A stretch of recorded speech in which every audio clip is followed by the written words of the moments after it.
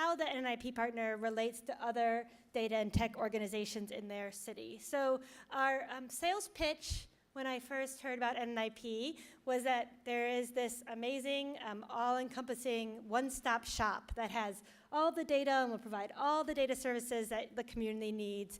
And the efficiencies are still true, we think, with compiling the neighborhood data, with building things over time. But in reality, I don't think that it was ever true that there was only one organization doing data and data services in a community. There's too many different kinds of needs. There's too many expertise, different expertise that's needed, different populations to serve, different groups to focus on. So that reality has been increasingly accelerated, I guess, as data becomes even more freely available, as technology becomes easier and lighter weight to use. So really thinking about both as a collaborative experience, thinking about what kind of community information needs do your neighborhoods and governments and nonprofits need, as well as a chance to reflect on what's your unique value in the system, in both being a connector, providing, of course, the data and data services that we think are essential and the bread and butter of NNIP, but also between being a facilitator, we've thrown out lots of words in our discussions before the panel: glue, connector, knitting. You can think of the various synonyms. So this session is not meant to give you any answers from what to do based on what April did or based on what Laura did or Pittsburgh, but really to start getting you to think about the right questions and just have a chance to take a step back from your day-to-day, over busy lives. So most of you, and I think that most of you already do this, whether this is holding a convening across sectors with folks that haven't met each other before, getting the public health department to talk to the schools system for the first time, training, building capacity in general, whether it's not just about your website, but just on how to use data in good ways to do the programming better. So I think that this will all sound familiar to you. We're just asking you to think about this in a larger frame. So part of the inspiration for this, in your packet, there's a framing page that each of our sessions has a framing page that gives you sort of our motivation for why we're having this panel and a little background if you're new to the topic or NNIP. And then after that framing page is a handout called CI Now, what's needed for a community to be good at using data. So I have loved this from the time I laid eyes on it, and I've shared it with many of you already. This is something that Laura worked on, and she'll tell you more about the collaboration they're working on. So it's really thinking about what's the end goal. The end goal is not to put up neighborhood data because we all love data, or we have a good website, even a well-designed website. It's really to get to these big goals. And I'll go through a couple of them, and you'll be able to read them through yourself, obviously. But a widespread culture of valuing data. So people in different settings, in different places, whether small organizations, large, different sectors, think that it is worthwhile to think about using data well for their mission, whether it's a great school readiness program, or the United Way grant making, or the government deciding where to put park infrastructure money. That is a common assumption. And we believe that having an NNIP partner in your cities does build this culture over time, but we're not, people haven't thought so much about taking a step back and assessing it. The next one is something that we spent the last year and a half thinking about with Microsoft, widespread data literacy. So thinking about what training and TA goes on so that people have the skills to be able to use the data. The others you can see, process and the structure to support data use and communication, are the people who are doing data and data services talking to each other? Do they know what each other's working on? Are they able to identify gaps? Good data management practices. Rob has a new guide for all of you that will debut tomorrow. On that one, access to data, I think, is one of the places where we've done the most work, thanks to Sunlight and other advocates around open data. So we're a lot better on that side. Access to using help to using data, that's where we think NNIP partners come in. That's number 6. And 7, I think, is actually the hardest, the collaborative and continual planning to build local capacity to use data, which is really about being more strategic rather than just project by project or not looking at the individual pieces, but really looking at the whole. So we're going to be spending the this is part of the framework or sort of the background of thinking that we'll be going through, but I wanted to ask Rob to do a couple of temperature-taking questions since Menti worked the first time. Well, maybe. And then after these questions, we're just going to, well, I'll explain the exercise afterwards. Am I in the way? Okay. So what do I need to do?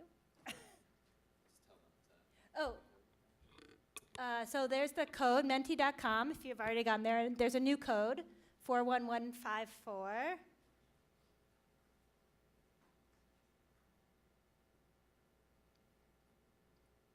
What's the hearts versus the thumbs up? Well, they get to pick what they like. Oh, you get to pick what you, oh, so I get to choose one? Is that was my little pig? I got a pig on mine. Yeah, you got rid of the thumbs down and the count. Oh, did we? We're Thumbs down only when I'm presenting. You can't. Yes, everyone has to do this. So with no measurement, really validity, but on a scale of 1 to 10, how would you rate your metropolitan area in achieving a widespread culture of valuing data? So, oh, we're at an average. Do we get the distribution? Yeah. Oh. I'll post all the data so people can do some crazy fun stuff. We're definitely going to map these. No, it will not be reported out publicly, so you can say whatever you really think. I didn't make them put in their names this time, so it's all anonymous. Good. When do I press this? All right. 6.1, that's better than I thought. Let's see. Did that work? Oh. Okay, so here's the number 2. So since you did pretty well on the data culture side, how well do you think, how widespread is data literacy in your community?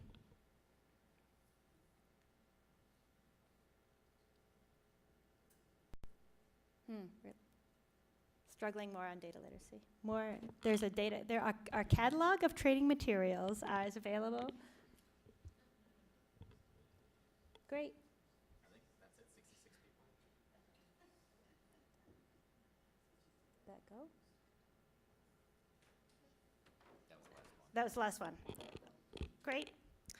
So thank you for giving us a little idea on that. Maybe we'll sometime go through all of them. But for right now, for the next few minutes, we have created handouts for you that are in the center of every table. Can you do this? Let's remember what the handouts are. So along one column, they have these components that I just went over. And then they have 3 columns. One is to list examples of work that your organization does in this area, if you just want to jot down an idea.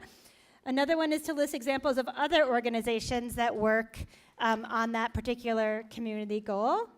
And then the third one is ideas on something new your organization could do in this area. So a couple of things. This is meant to just start to prime the pump for you to be able to listen to April and Laura to get what you need out of their experiences. So nobody will see this. Also, you don't need to feel like you have to fill in every cell. So I know there's a lot of type A people in the audience. So this is just to give some initial ideas about what it looks like in your city. And even if you're in national organizations, for those of you who are there, I think you all have a hometown where you're playing some kind of role. So I encourage you to fill this out too, whether if you're from the Federal Reserve, which I know plays a big role in these things, or a foundation or other organization. So we're gonna work quietly for the next 3 to 5 minutes, and then come back and hear what I'm very excited for you to hear Laura and April and their thoughts. We should have music going on. Olivia, I know. This is what we do.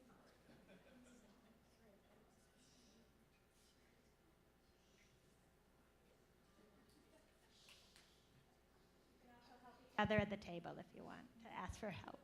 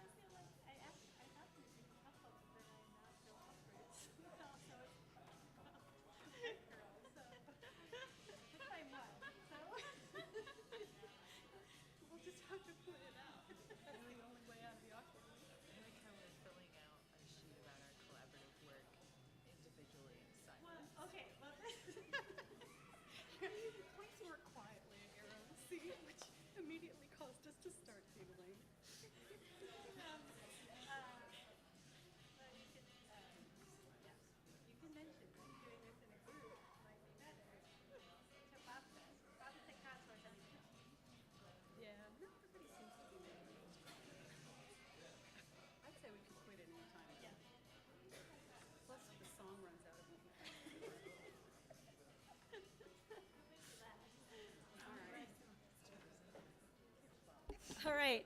Thanks, everybody. I hope you got a few thoughts. You can still, as they, well, you should be listening attentively, but assuming that other thoughts come to your mind, you can continue to fill out your worksheet. April noted the irony of talking about thinking about collaboration quietly by yourself was not necessarily, in hindsight, this really did seem like a good idea. No, you can give feedback on the handout later, and but we're going to stop giggling and then have Laura and April come up and talk for about 10 minutes each, and then we'll circle back after that. So you want to take it on? Presentation here. We're not going to stop giggling.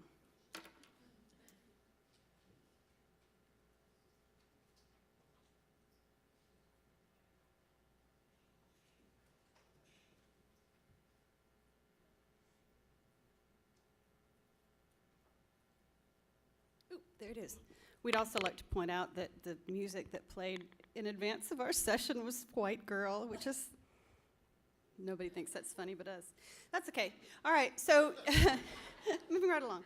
You have a couple of handouts at your table that I was not organized enough to distribute until Kathy was already talking, so apologies to her. But one is an Alamo Regional Data Alliance flyer, and the other is our draft community-wide strategy. So this is not CNOW strategy, but ARDA's strategy, and then a timeline.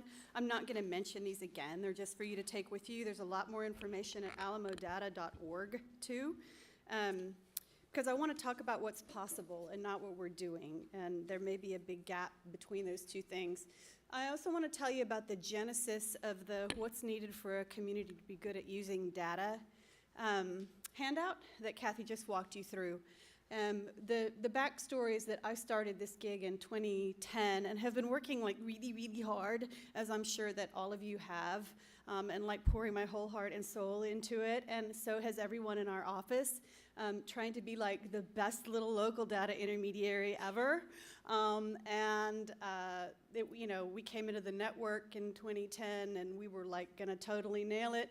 And then someone in the mayor's office said to me, I guess it's been about 1.5 years now, it was suggested that I meet with this person, the mayor's chief of policy under the formal mayoral administration. And this woman's very bright and talks very fast, and so this is a kind of an approximation of how this went. She said, I just really feel like if San Antonio is going to move to the next level and become like the city it could be, what we really need is like a neutral, third-party, independent organization that like takes data from all kinds of places and puts it together and makes it available to people and analyzes it and helps people understand how to use it. And I was like, so I said, all right, so the good news is that you have one of those, and the bad news is that I have a branding problem, and we're probably also not, scaled up to where we need to be. There's a lot more that we could be doing, but I can tell you that it's not going to be enough just to put a whole bunch of data up on the web. I think we've probably all had some experiences with that not being enough. If you build it, they might not come. They might come and metaphorically stand there with their hands hanging down by their sides limply instead of playing the game that you want them to with your shiny data tool on the web. They might accidentally misuse the data, not understand what they're looking at all or how they could apply it. They might say, hey, these 4,367 data points are cool and everything, but what about low-impact development housing units on frequent service bus routes near jobs where you can get a bagel on the way on Tuesday mornings at 7:30? And you're like, yeah, I don't have that. I'm not ever going to have that. Our IDS misadventures told us that the data that you put together is only good as the data that's available to put together, and that people aren't very good generally, especially smaller nonprofits that don't have state or federal funding tied to the data, at maintaining data, making it clean and accurate, which is probably best because they're emailing it to each other and you, and trying to share it through Dropbox. And there's got to be cooperation and mutual accountability. So the depressing but liberating truth is that no matter how hard we work or how many FTE we have or how much money we have, we're not capable of doing everything that needs to be done to make a community good at using data. So one of the most frequent questions that we get is, if there's a community information now, why does there need to be an Alamo Regional Data Alliance? And I finally kind of lost patience and just threw up my hands and said, if you don't see any value to collaboration whatsoever, then I probably can't help you. Kind of like I also don't try to tell people very often what's the point of using data, as opposed to like whim or funder pet peeves or whatever. But the truth is, no one organization holds all the data. You've got to have a lot of people working together to share the data. No one organization holds all the power. Sometimes it can be like a three-way kidney transplant, that what you have or what you need is held by this organization who needs this thing from this one, and this one needs something from you, and you can all come to a multi-party agreement. Certainly we don't, in Community Information Now, have any power to set public policy or even organizational policies to make people adopt better data management practices. No one organization holds all the good ideas.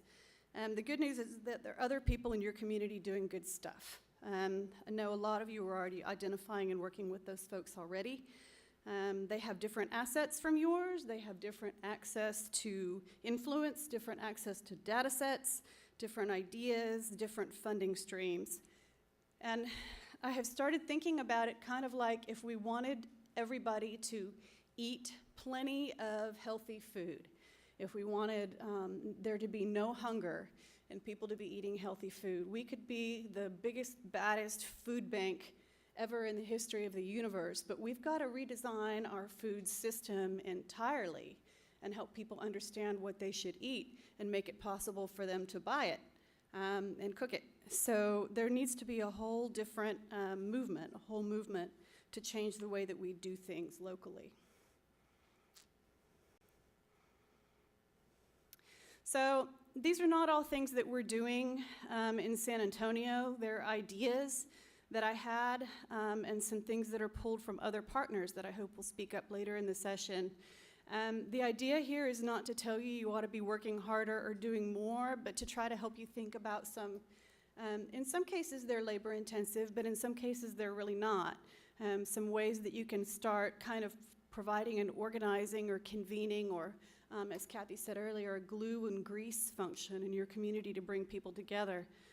As Kathy said, you know, that I think back in the day when NNIP was first founded, the problem was that there was nothing. There was just a total vacuum of data resources. And now the problem is really more that there's a whole lot, but it's not organized in any kind of way. It's not coordinated in any kind of way. So there's gaps, there's duplication, inefficiencies.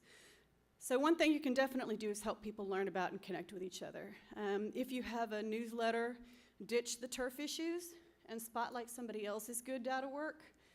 We actually still have a lot of trouble with this with some of our longest supporters who think that nobody else should even be allowed to say the word data without, you know, CNOW at the table, and that's just not true.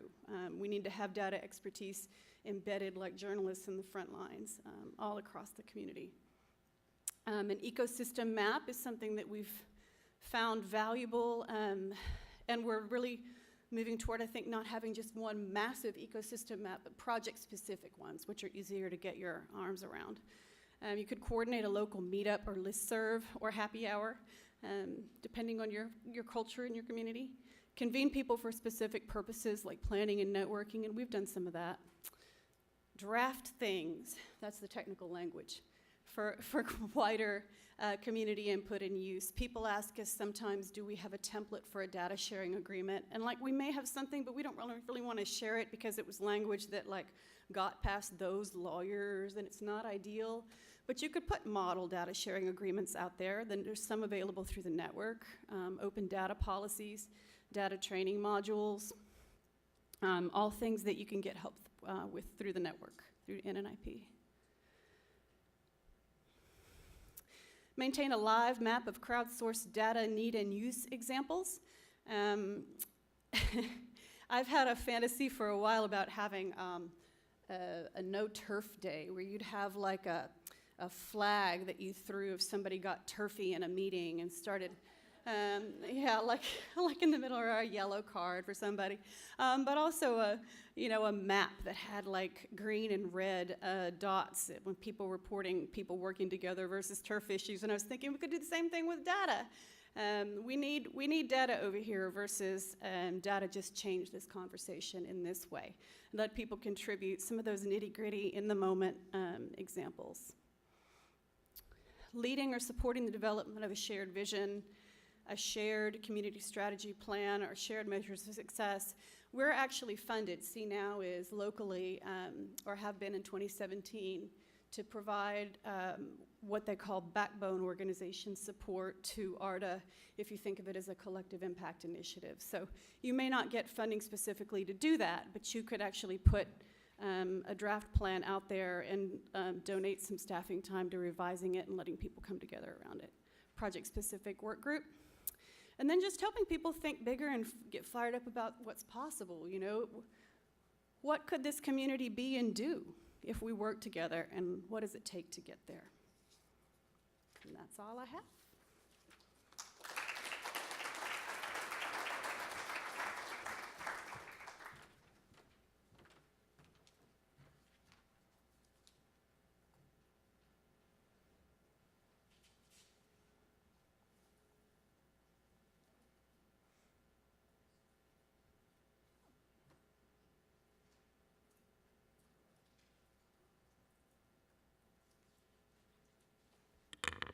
Hello, I'm April Urban from the Poverty Center in Cleveland, and it's pretty nerve-wracking to me to be speaking on this topic because I very much admire Laura and the work that she's done to build the Regional Data Alliance, and Bob in Pittsburgh and the work he's done to build a Regional Data Alliance, and a number of other partners.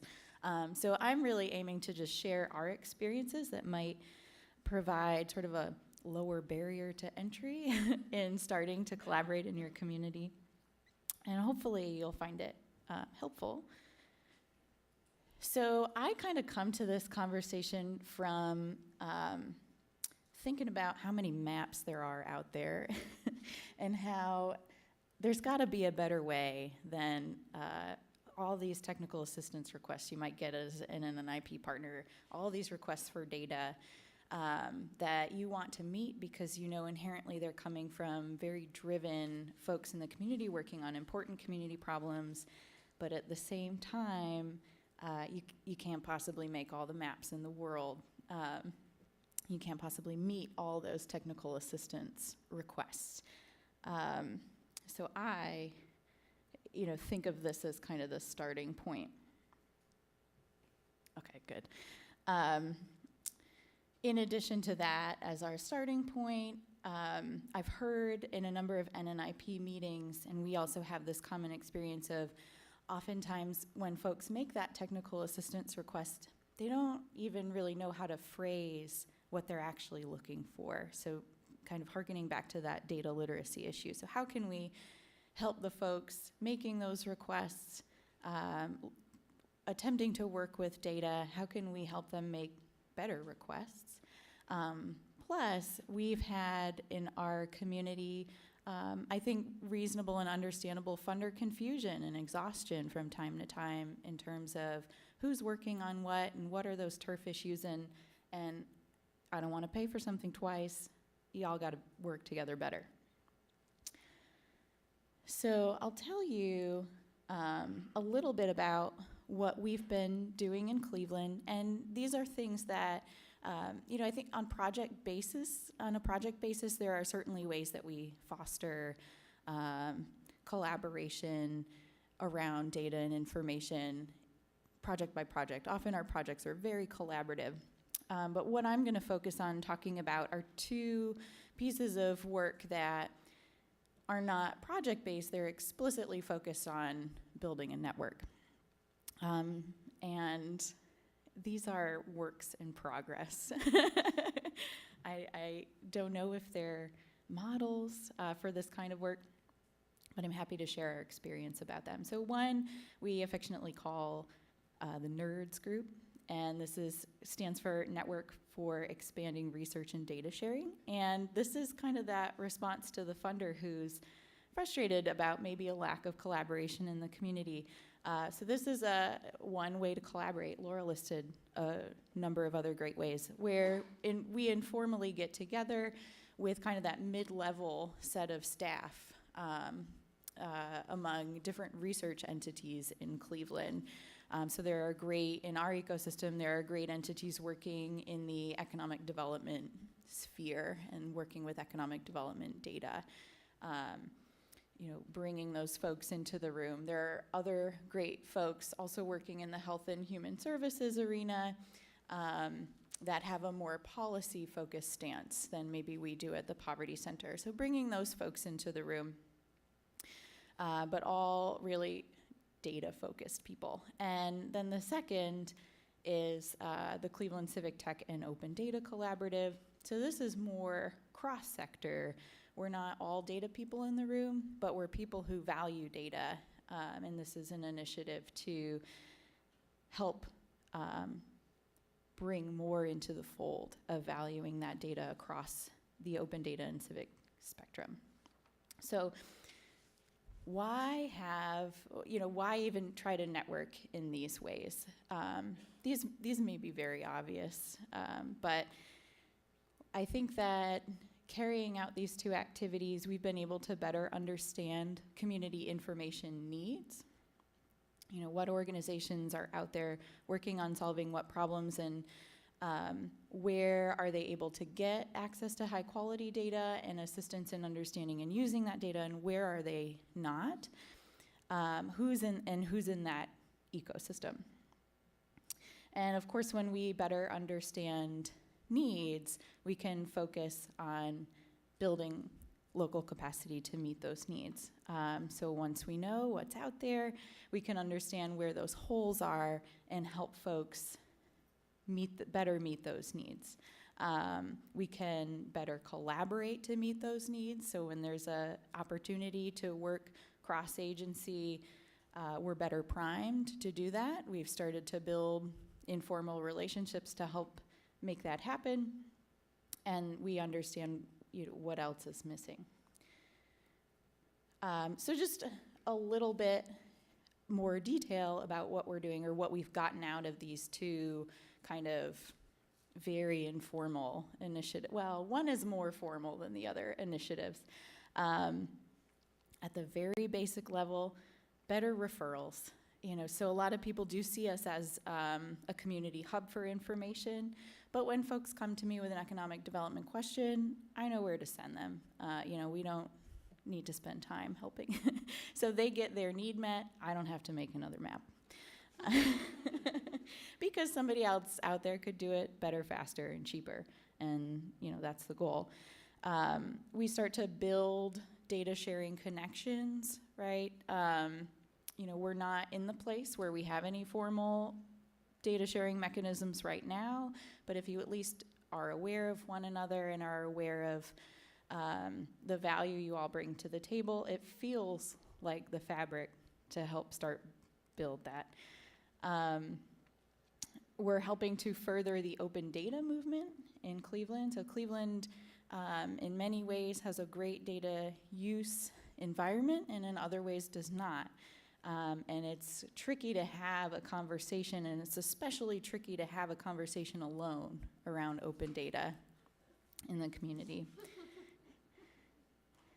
But I think one of the best, in a selfish manner, one of the things that we've really gotten out of this work is we've been able to really hone in and refine what our value as an organization is. And could we do this without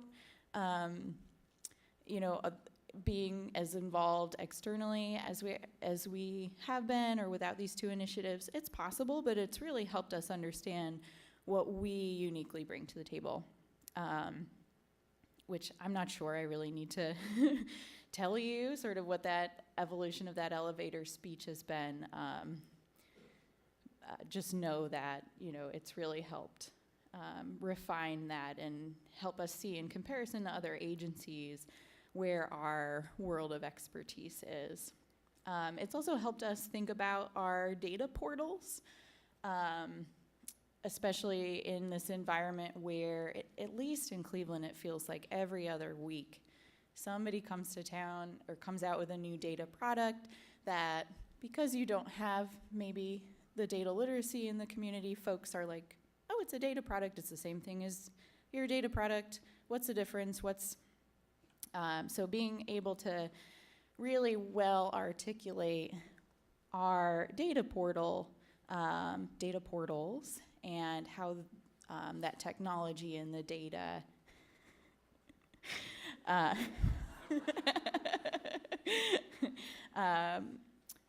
that fabric in the environment, especially in an environment where there are lots of not free, sort of paid for data tools coming out, and not out of the woodwork. We think they're great.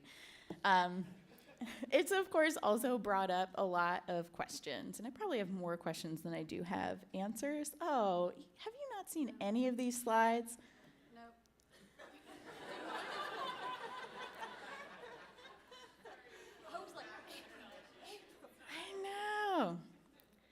you've gotten a great sense of these maps. Anyway, so it's brought up a lot of questions. Does the community value free data? They're online. Go look at them. There's a cute photo. That's all I'll say. So does the community value free data? We've been putting out data in public data portals for a long time. As we see this the growing environment of paid portals and paid access for data, how does that impact our role? And what is our role in advocating for open data? Very tricky for us in the sort of close community relationships that we have as a evaluator and researcher that works closely with government organizations. What is our role in advocating for open data? It can be politically very tricky. And that's it. I'm sorry you couldn't see my slides. Thank you.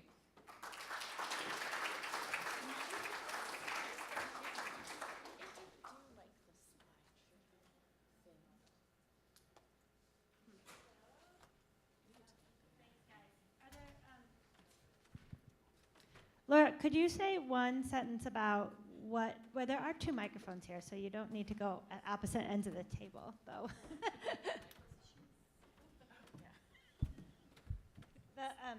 Laura, could you say 2 sentences about what the Alamo Regional Data Alliance is so people can then go visit alamodata.com? What? Told you I wasn't going to give the dog and pony show. No, Now you want 2 sentences. 3? 2 minutes. I can do it. I don't think quick. It's obvious to everyone. There was an interest locally in getting us together, working together, with that being about all the specificity that there was.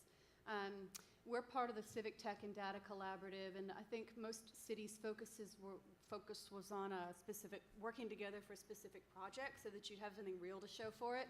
But we don't really, get down that way. So we thought, we'll build infrastructure, because that's exciting to everyone, right? So we got a small group together to do planning, and that group decided, let's form the Alamo Regional Data Alliance.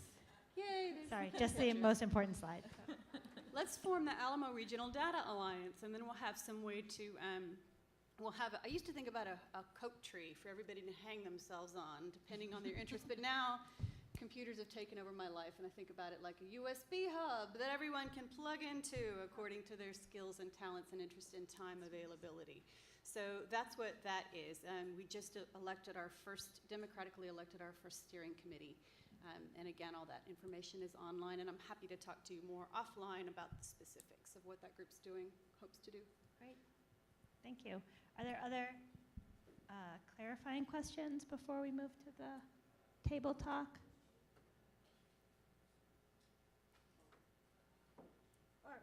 Or questions? A couple questions, that's fine. Was there competition among organizations to be the convener of this group? Possibly, but nobody won it. CNOW is the staffer of the group. So if you think about it like a nonprofit board and the way that staff serve a nonprofit board, we're there in a service capacity. We take minutes and draft things and send them out and maintain records of votes. But the steering committee is really intended to be the convener, quote unquote, and we have structured representation from lots of different kinds of organizations on that steering committee. So we worked very hard to make it not be about us. And I don't know who it'll end up being about going forward. April, will you say a word? I know we're not supposed to do dog and pony shows, but I want a little about the data days and what you think, how that came together and what difference you think that made. Yeah, so in 2017, for the first time, we hosted a data days, very much inspired by other NNIP partners who've been hosting similar events. And we did it in collaboration with the Cleveland Civic Tech and Open Data Collaborative. So the event was not sort of just focused on the Poverty Center's work, but brought in this network of research and data in Cleveland and Northeast Ohio more broadly. And, it's a great benefit to working collaboratively is you've got a great set of folks to mine for an event like that. And that was kind of our public kickoff to making the public aware of these goals of building data literacy and building this culture of valuing data and kind of explicitly open data.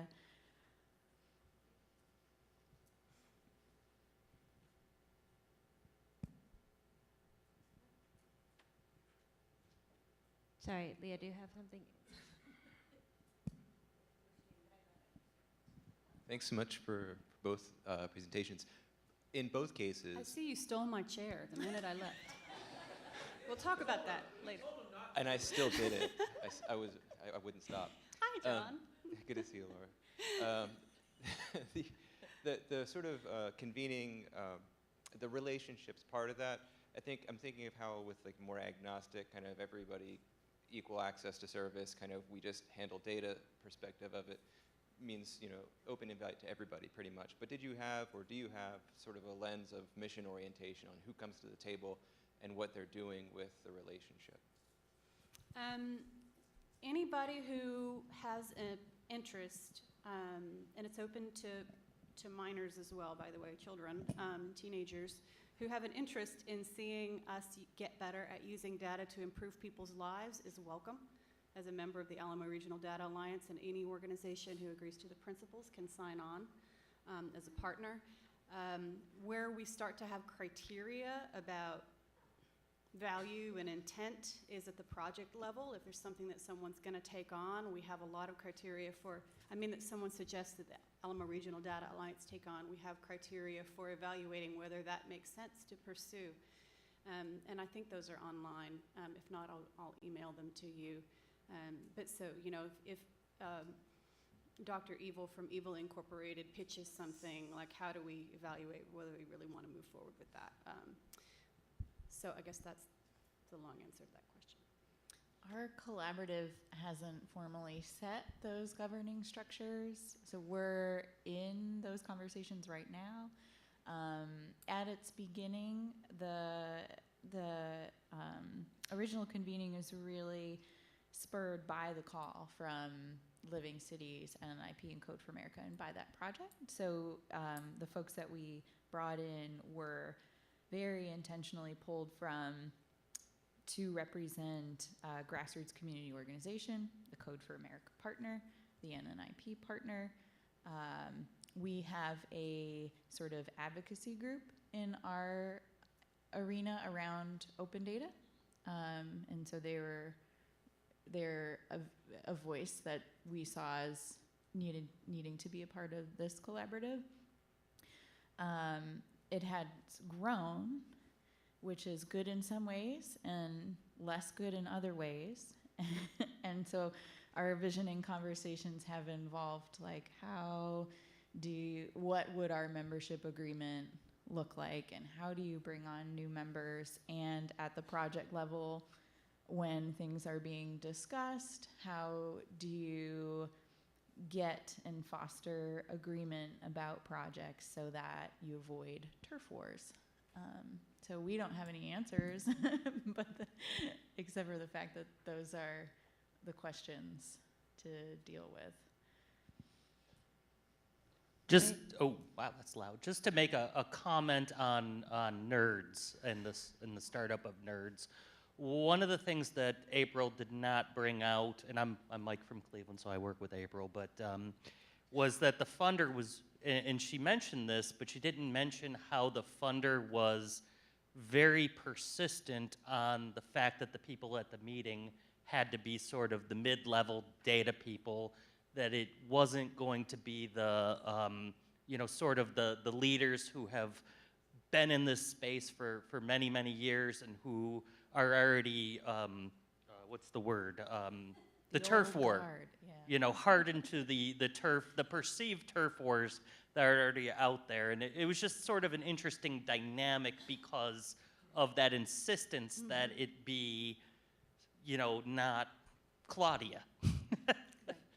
And so that was sort of one interesting aspect of it. And then being at the organizational meeting, I was sort of like, hey, we belong to this great network, NNIP, where we sort of have our score of what was it, SNP score and all of that.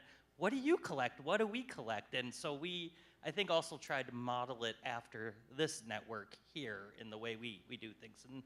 And the third point, or the question I have for you, April, is was that Joe's 30th birthday party? Okay, just checking. Yeah, I think there's some positives and some negatives to convening mid-level staff for this collaborative type work. One being you can really foster relationships with potentially the next generation of leaders.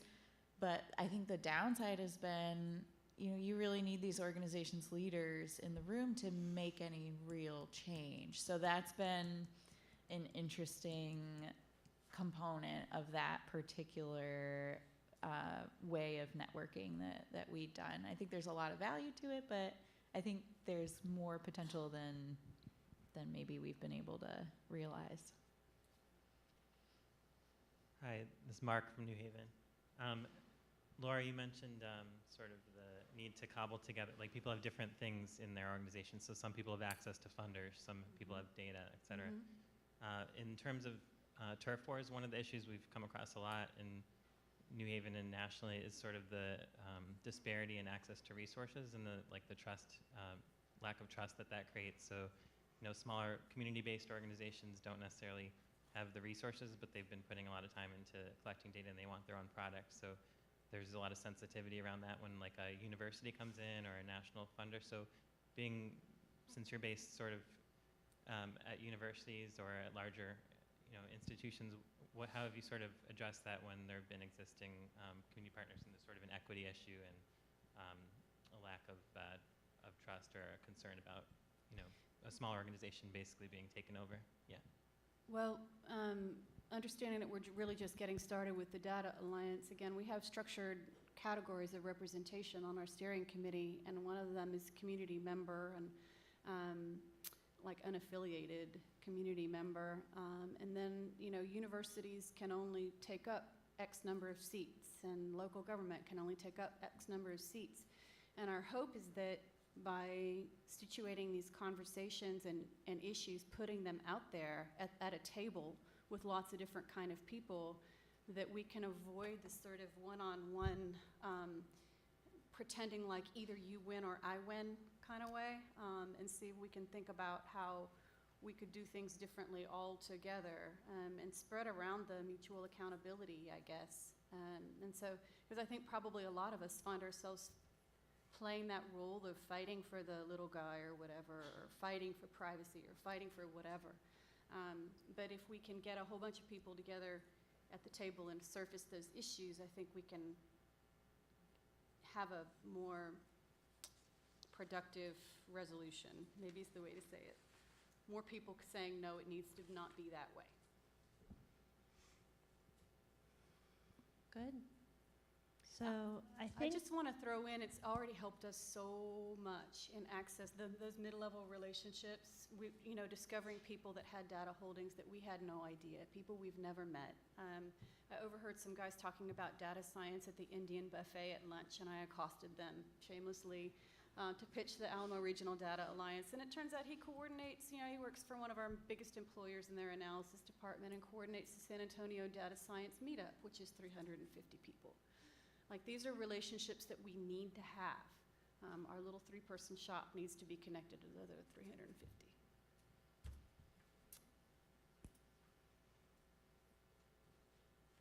So you're all gonna talk about your good ideas now, right? Do we have time? Can I ask a left? last question? I was hoping you could speak a little bit about how you engaged community members and maybe give some examples of the contributions they've made or the value that they add. When you say community members, can you clarify? I thought that you just discussed limiting seats at the table for university and nonprofits and making sure there are community members at the table. We have an unaffiliated, at-large community member, but to tell you the truth, we kind of suck at that. As a local data intermediary, there's other people in the room who are so much better at engaging residents and neighborhood associations and grassroots groups, and you may have something to say to that. But yeah, I would defer to others who have more experience with that than we do. I think our engagement of community members happens on the project by project level most often. So in this particular work where we're focusing on building the data network, we have struggled with how do you engage community members in doing civic tech and defining civic tech. And we do not have an answer for that question. My best idea that I just the other day thought this is not a good idea was for us to ask for funding for a partner in the collaborative, not us, even though I would love to do this, to carry out a small grant civic tech program. What would it look like to give somebody $500 to answer a civic tech social justice question that a grassroots, real resident, community member has? So when I say it out loud, you can really hear the problems in trying to carry out something like that. But I think that's a question that the collaborative has been trying to answer and maybe doesn't have a great answer for. So, I think we'll take 10 minutes at the table. I just want you all to be able to share with one another the ideas or recognition of new organizations or where you thought there were holes when you were filling out your exercise sheet. And if you just do that for a few minutes. And then if you are at a table where there's not enough people, feel free to step around, or if you are like my staff gathered here, feel free to pull your chair up to another table to enter on that conversation. And if you guys want to sit at one of them too, then and then we'll just come back for a couple of closing thoughts at the end.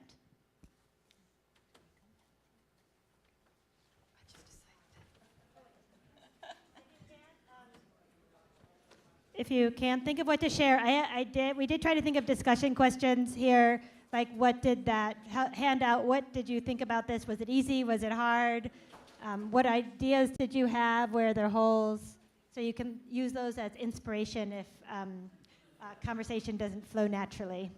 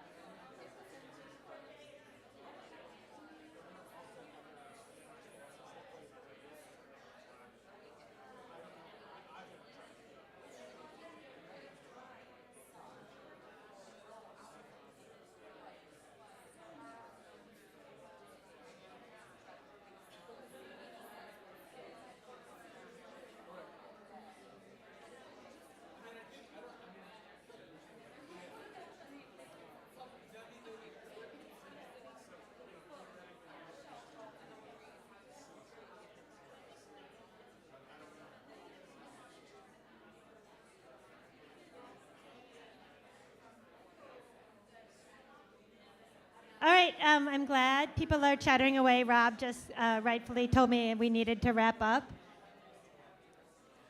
Were there just one or two people want to share something exciting they heard or figured out, or answers to April's questions? It's April volunteering. Bob?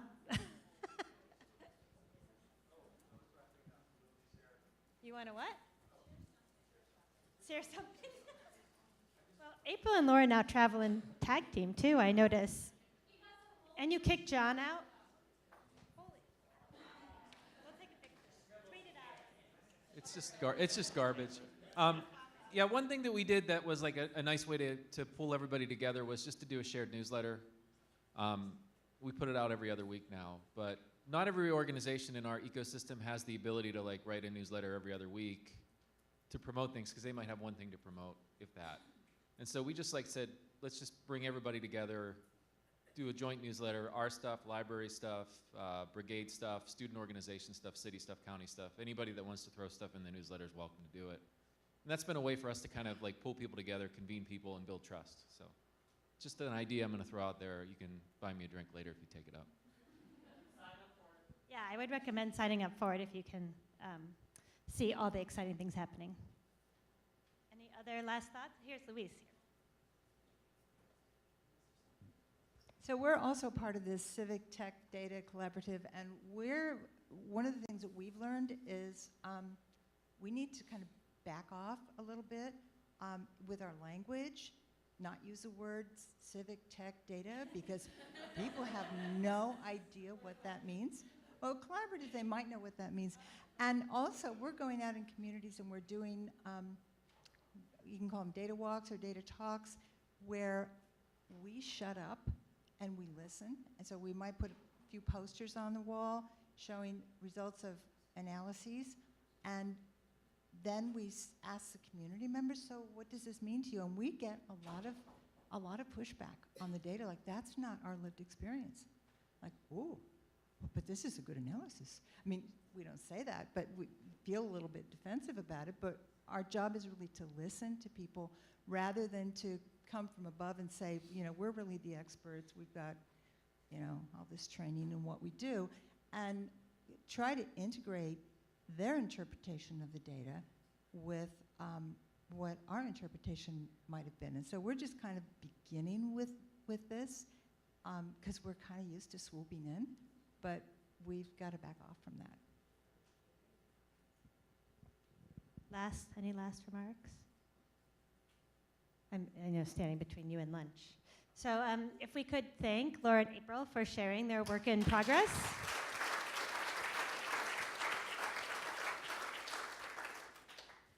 We will all be heading downstairs to market lunch. I'm looking, where Rob?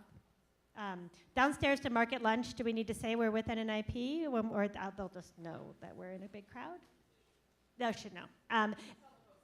Tell the hostess if there's any questions. And please be back here promptly at 1:30 to start our afternoon sessions. We'll also help round people up and maybe take a few minutes after lunch to do some introductions of the folks that came in late too. So thank you very much for a great start to the meeting.